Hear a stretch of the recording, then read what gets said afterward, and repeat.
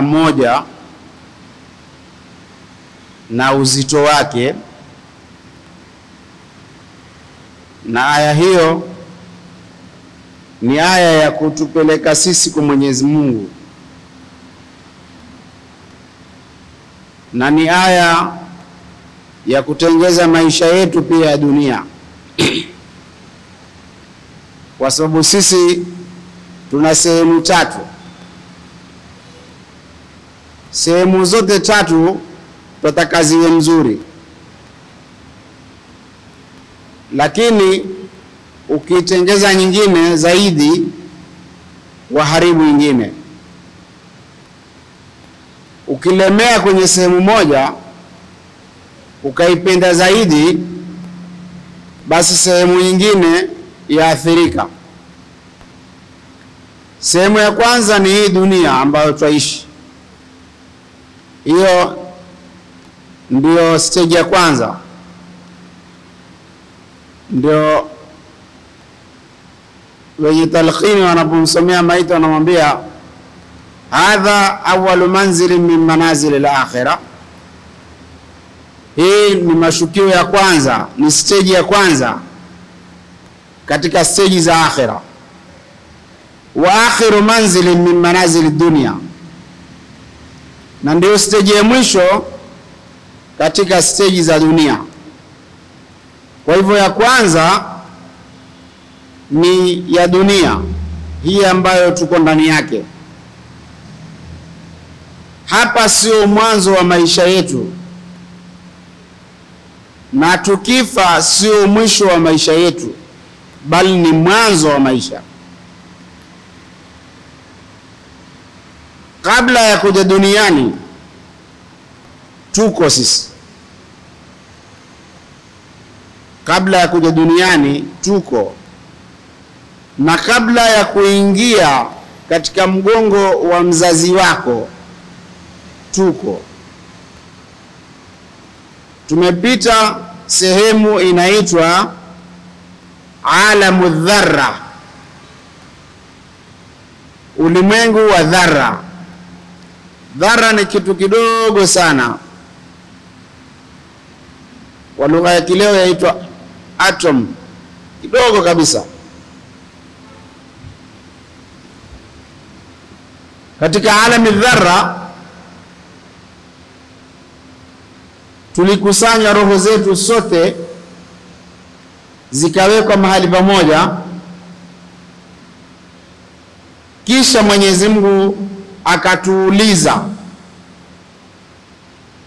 alastu bi rabbikum, mimi sio Mola wenu? Qalu bala, sote tukajibu. An taqulu yawm al-qiyama inna kunna an hadha ghafilin, isije mukasema siku ya kiyama sisi tumeghafilika na hili la kwamba tumekusanya mahali pamoja alafu tukaulizwa na tukakubali kwamba Mungu ndiye Mola wetu. Hakuna mtu anayekumbuka isipokuwa watu maalum, mitume na auliaullah. Hawakumbuka Mungu alipowauliza kabla ya kuzaliwa, kabla ya kuja duniani, kabla ya babake babu yake na kwenda mbele hawajaya, kabla ya kuumbwa ulimwengu, na akakubali kwamba wewe ni Mola wetu. Ama sisi hatukumbuki wala hatujui. Tumeamini ni kwa sababu Mungu ametuambia kwamba ilikuwa hivi, na ndio ikawa tumeamini. Na hapa ndio kuna tofauti, hapa ndio kuna tofauti. Baadhi ya watu ukimwambia fanya hivi katika mema, fanya na hili, toa pesa, swali sana, akwambie basi mimi si sahaba bwana, wewe ni bora kushinda sahaba. wewe ni bora kushinda sahaba. Lakini ikiwa umeyafanya yale ayatakayo Mungu, kama hukuyafanya, wewe ni muovu hata kushinda Ibilisi, wala billah. Lakini ukifanya, ukitenda, wewe utakuwa bora kushinda sahaba. Siku moja Mtume sallallahu alaihi wasallam aliwaambia maswahaba, yani maswahaba walimuuliza Mtume sallallahu alaihi wasallam, wakamuuliza ayul imani ajab, ni imani gani ambayo yapendeza zaidi, ni mzuri zaidi? Wamuuliza Mtume sallallahu alaihi wasallam. Mtume akaligeuza swala, akaambia, naambieni nyinyi, ni imani gani bora zaidi kwa Mungu? Wakasema imanul malaika, malaika la yasuna Allah ma amarahum wa yafaluna ma yumarun. Kwa hivyo imani ambayo yapendeza zaidi, mzuri zaidi, bora zaidi ni imani ya malaika. Mtume akamwambia, malaika wako na Mungu, waona kila kitu, fa kaifa la yu'minun, itakuwaje wasiamini na wakiona kila kitu? Moto wauona, pepo iona, mambo mengi maajabu ya Mungu, hao ni kawaida.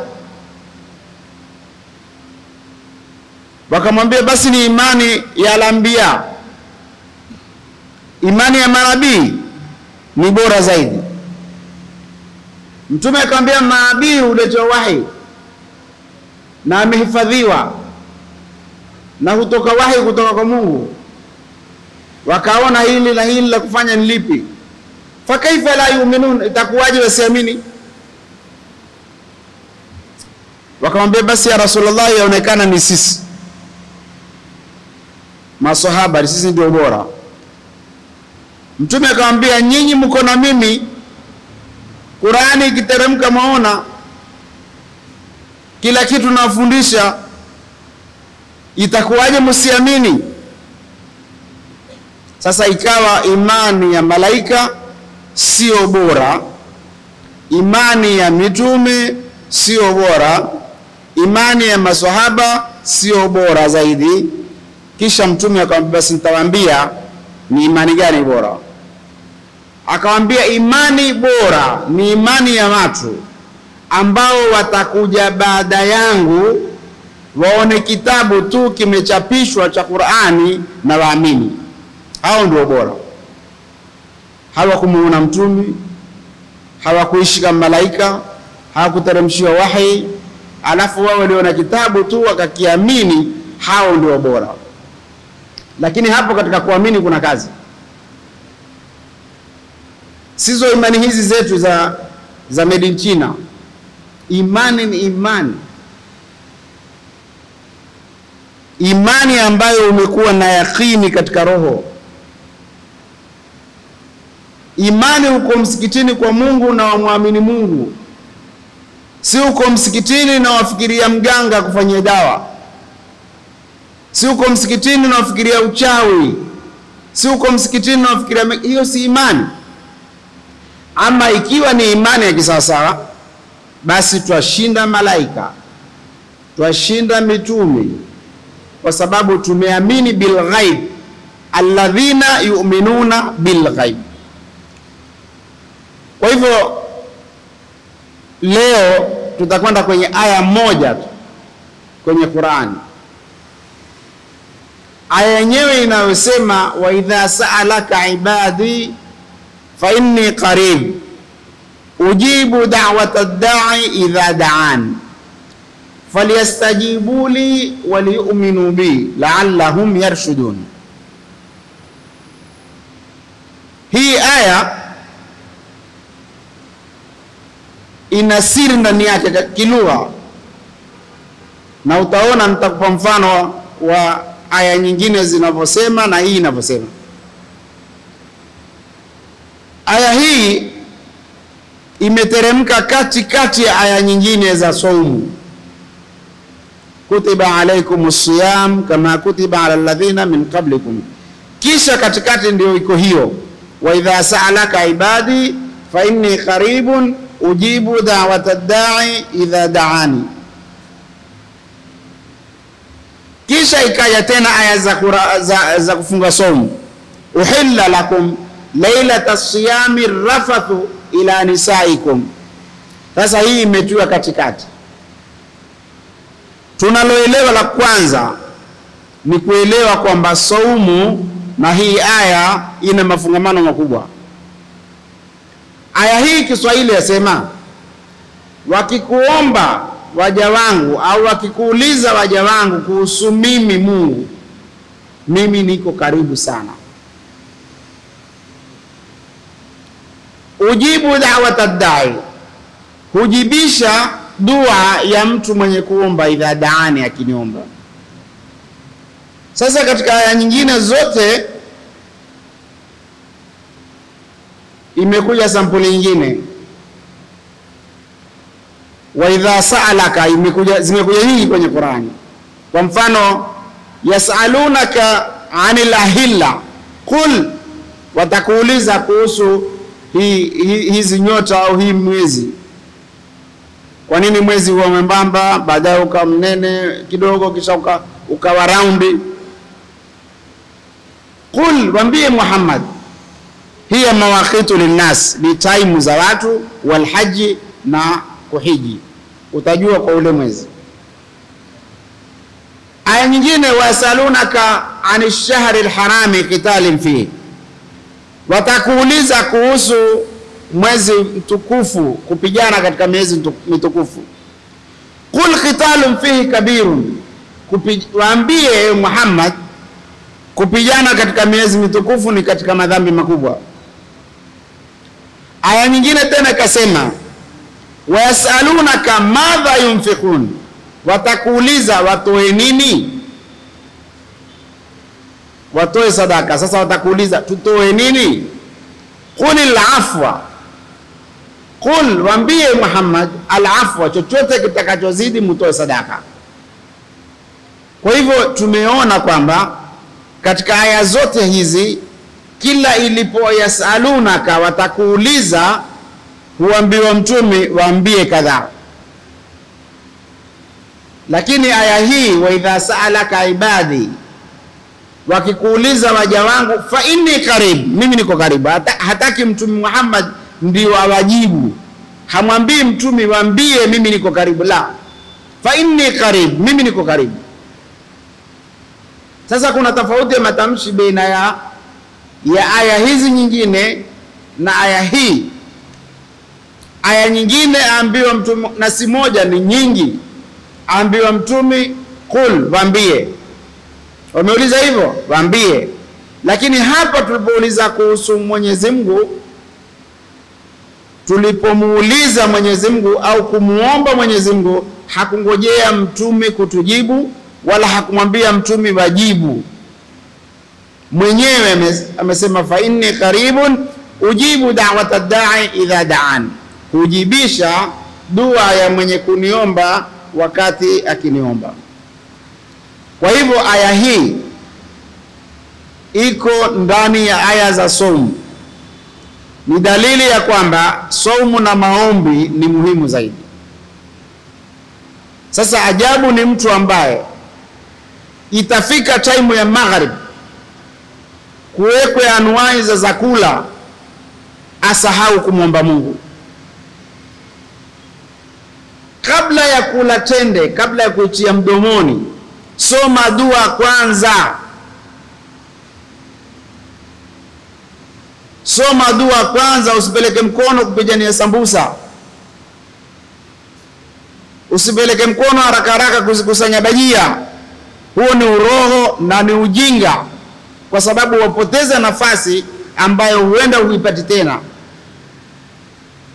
Hapo lazima kabla tenda hujaila unasema, ya adhim, ya adhim, anta ilahi, yaghfir li dhanba al-azim, fa innahu la yaghfiru dhanba al-azim illa al-azim, ndio uanze kula tende yako. sio tu haraka haraka, mimi nataka kahawa, wewe tia juice. Hazisaidii. Juice ngapi umekunywa, zimekwenda wapi? Kahawa ngapi umekunywa, zimekwenda wapi na utazipeleka wapi? Lakini hii ni fursa, wakati wa adhan usile tende na sunna ni tende kufukulia mwadhini. Sasa hiyo sunna pia usiende tu hivi hivi, mpaka uombe ya adhim, ya adhim anta ilahi ighfir li dhanba al-azim fa innahu la yaghfiru dhanba al-azima illa al-azim. Na zamani tukikaa kufuturu, kwanza watu wote hawali mpaka mtu mmoja aseme ya adhim, ya adhim, watu wote waseme ya adhim, ya adhim anta ilahi, anta ilahi ighfir li dhanba al-azim, ighfir li dhanba al-azim fa innahu la yaghfiru dhanba al-azim. Namna hiyo mkimaliza ile dua ndio mwala chakula. Hivi sasa hakutambuani tena, mato yote yako kwenye zile zitu kwenye sinia, akili yote iko kwenye kaimati, dua hatusomi, ambapo Mtume sallallahu alaihi wasallam amesema liswaimi da'watun la turad, aliyefunga dua yake hairudishwi. Na moja akataja katika thalathu da'awat, kuna dua tatu lakini tutataja moja, ni da'wat swaimi hina yuftir. Wewe kama umjua Mungu na una shida zako, time ile ya kufuturu eleza shida zako. Time ile ya kufuturu umalizie kwa kusoma Qur'an mpaka imefika tayari kufuturu. Sasa uombe dua yako, la turaddu, hairudi moja kwa moja. Kwa hivyo ukiangalia utakuta la pili ni kwamba Mungu amesema inni qarib, mimi niko karibu, wa nahnu aqrabu ilayhi min hablil warid. Sisi Mungu asema tuko karibu na mwanadamu zaidi ya mshipa wa shingo yake.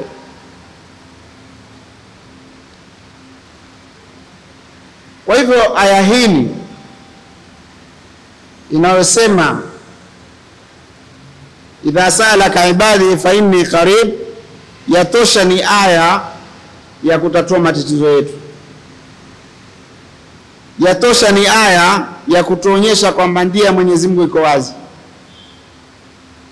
Mwenyezi Mungu hakatai kujibu dua ya mtu. Unaposema kwamba nimeomba sana shekhe nipe dua nisome, soma dua fulani, hiyo nishasoma hiyo mara nyingi, basi soma hii. Hata hiyo pia kuna shekhe fulani amenipa, nimeisoma. Soma hii mara 40, nimesoma mara 40,440 na hakuna kitu kimekuwa. Shekhe, wewe ndio shida, tatizo ni wewe, na kila ukijiona si tatizo ndio wazidi kuwa tatizo. Kwa hivyo ni lazima ukabili kwa moyo wako, umkabili Mungu, na huku kuna masharti yake. Masharti yake, kwanza iwe unachokula ni cha halali, unachovaa ni cha halali, maisha yako wayapeleka kwa halali. Lakini wewe uenda kwa haramu moja kwa moja, kutoka mabengi mpaka fuliza mpaka chungu zima ni dhambi tupo. Uko kwenye riba, kwa sababu fuliza ni riba, okoa jahazi ni riba, simu za mkopo ni riba. Sasa hizo zote za kuangamiza, za kutia katika ukorofi wa riba. Na riba ni bidhun wa sab'una baban, zaidi ya milango 70 katika riba. Sasa ikiwa wamuomba Mwenyezi Mungu, Mtume asema maakaluhu haram wa mashrabuhu haram wa malbasuhu haram wa ghudhiya bil haram fa anna yustajabu la. Chakula chako ni cha haramu, chakula chako ni cha haramu, mavazi yako ni ya haramu, nyumba ni ya haramu, wewe mzima umelishwa haramu, fa anna yustajabu la, kisha waomba Mwenyezi Mungu, wanyenyekea, wasoma dua, haijibiwi. Wakati Mwenyezi Mungu utakapomuomba na ukawa ni msafi, basi kuna njia moja katika njia tatu. Ya Rabbi, naomba unipe kitu fulani, aweza akakupa. Hiyo ni njia moja ambayo waiona wewe. Wewe ukiona umeomba kwa Mungu na amekupa kile utakacho, kwa fikira yako utaona mimi ndio nimepata.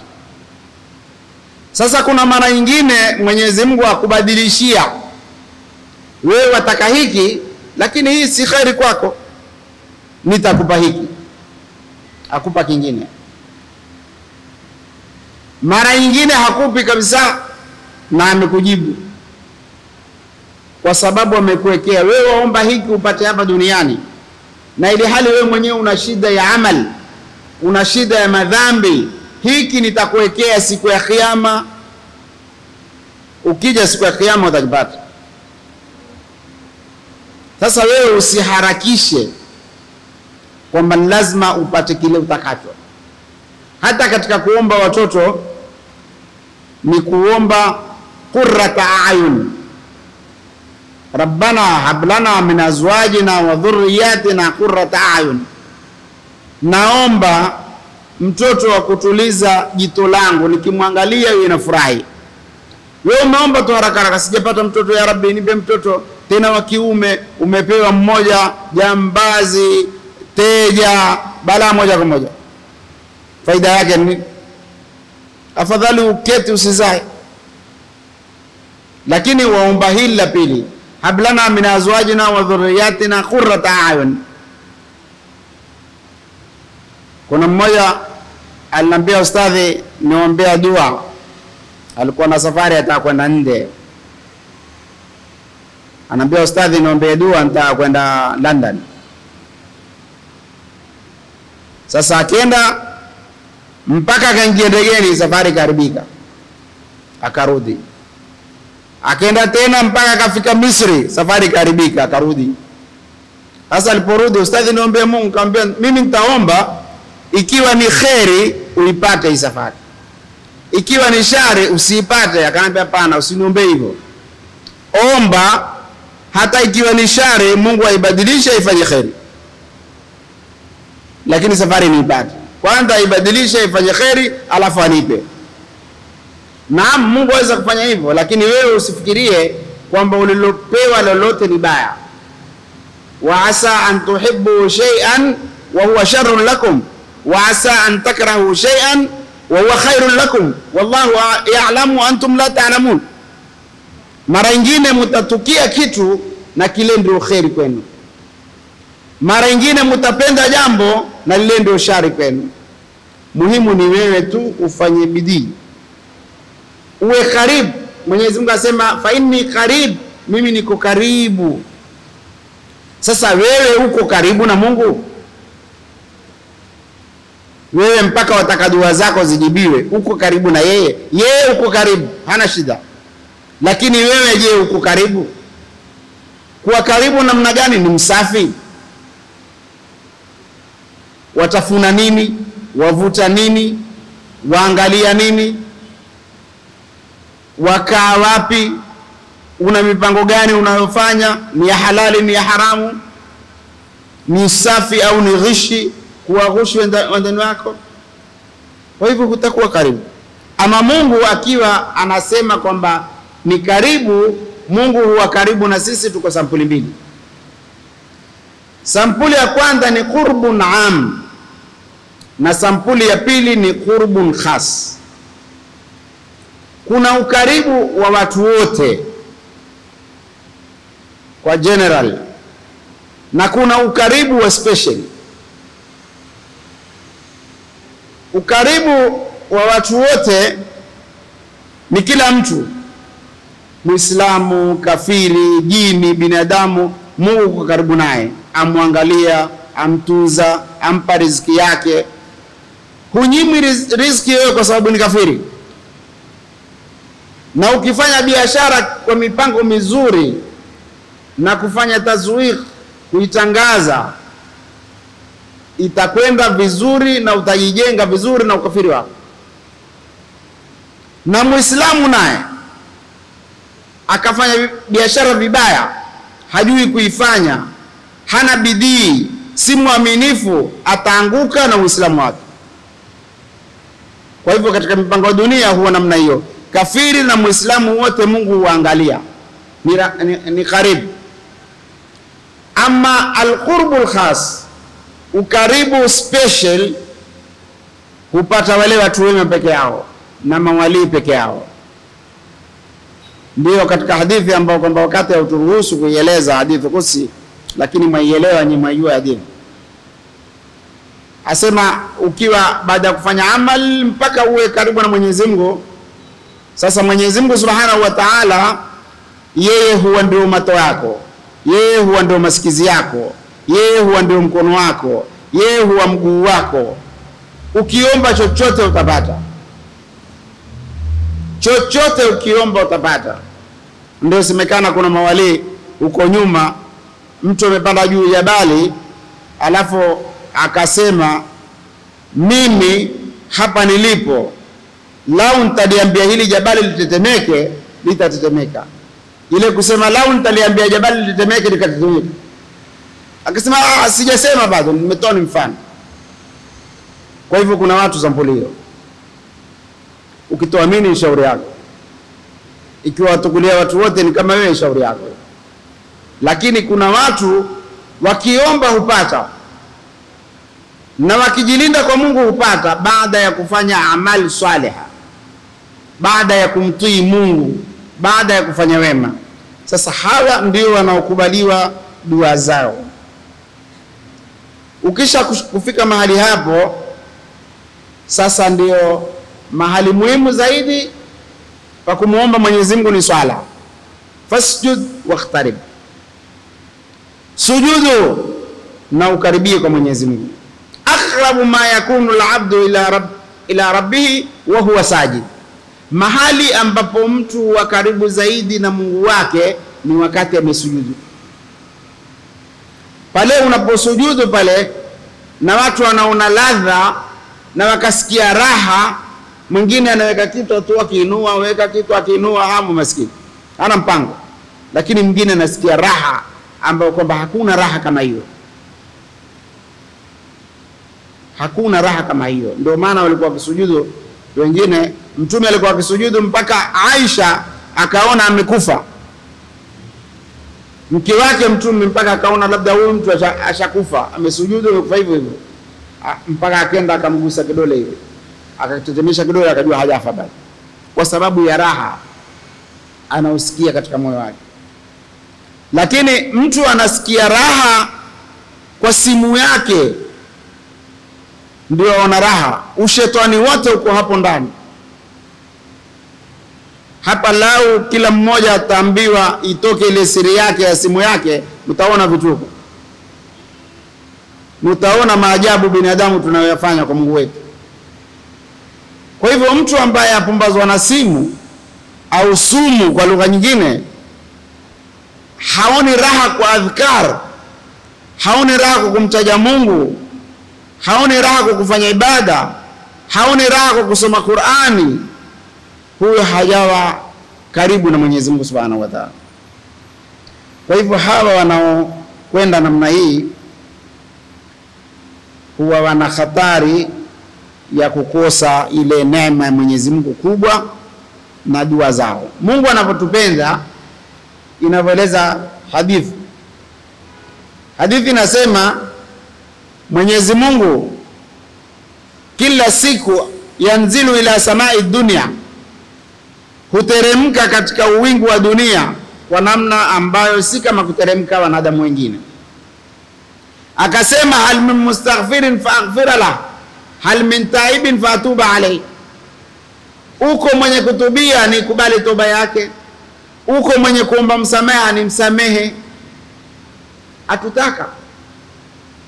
Mwenyezi Mungu Subhanahu wa Ta'ala asema man takarraba ilayya shibran, mwenye kukurubia kwangu mimi shubiri moja, takarrabtu ilayhi dhira'an, nitakurubia dhiraa moja.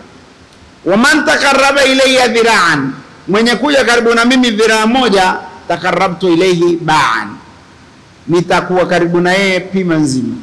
Wa man atani yamshi, mwenye kuja enda kwa miguu aja kwangu, ataituhu harwala, mimi nitamkimbilia.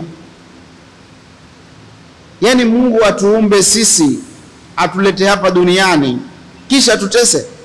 Mungu aina gani? Hataki kututesa, hataki kutuadhibu, lakini sisi tuna lazima tuteswe, tuna lazima tuadhibiwe. Kama alivyosema Mtume sallallahu alaihi wasallam, mimi naona kama niko motoni na nyinyi kama wale wadudu wa taa. Kuna wadudu huenda mahali penye taa, penye moto. Sasa nyote mwingie motoni, mimi nafukuza na waondosha kwenye moto, lakini nyinyi lazima muingie. Kwa hivyo kwanza unakuwa na mahaba na Mwenyezi Mungu, alafu baadaye unamuomba Mwenyezi Mungu, na ukiomba hapo saa ile ile atakupa Mwenyezi Mungu. Nikimalizia hadithi yangu nitaeleza hadithi Qudsi ambayo Mtume alipokea kutoka kwa Mola wake, fima yarwihi an rabbi. Mwenyezi Mungu asema, ya ibn Adam innaka ma da'awtani wa rajautani ghafartu lak. Maadamu wewe utaniomba mimi, shekhe, mpaka umuombe Mungu. Unapokuwa una wanadamu wengine wanaokwenda choni kama wewe wenda kuomba kwao, utaumia. Da'autani, maadamu umeniomba mimi na ukanitaraji mimi, nitakusamehe madhambi yako. Wala ubali ala ma kana, wala ubali, wala sijali kukusamehe madhambi yote. Ya ibn Adam, ewe mwanadamu, lau balaghat dhunubuka anana as-samaa walau ataitani bi khurabil ardi dhanban thumma astaghfartani la ghafartu lak. Lau utafanya madhambi mwanadamu, yale madhambi yajaye kwenye ardhi, yainuke mlima mpaka iguse mbingu, kisha uniombe msamaha, nitakusamehe wala sijali. Sasa wewe kumwambia Mwenyezi Mungu astaghfirullah, ya Rabbi nakuomba msamaha, ya Rabbi nisamehe, nimekukosea ya Rabbi, sitarudia tena madhambi, hilo pia ni gumu kwako, namna ulivyo na kibri. Yani kuinuka usiku kaswali, ukamaliza, ukazungumza na Mola wako, ya Rabbi mimi nimekosea, ya Rabbi mimi nimefanya dhambi, ya Rabbi nimedhulumu, Rabbi inni dhalamtu nafsi, nimeidhulumu nafsi yangu, naomba ya Rabbi nisamehe. Hilo pia kwa jeuri zako ulifanyi.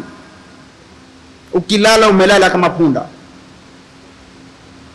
huna dua asubuhi, huna dua jioni, hapo tutakosa. Lakini Mungu tayari kukujibu dua zako, na kuna time maalum ambayo dua za kubaliwa, kama baina ya adhani na ikama, kama wakati wa kufuturu, kama siku ya Juma kama leo kuna saatul ijaba, unamuomba Mwenyezi Mungu. Uwe tahara, jifunge mahali. Shekhe, wewe hujifunga mahali ukakaa ukatafuna nyasi tu wazimu. Huwezi kujifunga kwa Mwenyezi Mungu usiku kainuka. Shekhe, wewe huinuka usiku siku kadhaa, na wengine labda ni siku zote, ukatengeza watoto, kisha ukarudi ukalala, hukumsalia Mungu, hukumsujudia Mungu. Sasa hii ni hatari.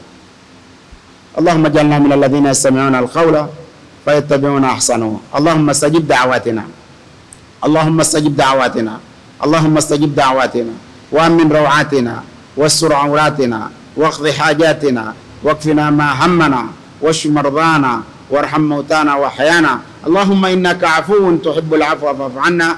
Wassalamu alaykum wa rahmatullahi wa barakatuh.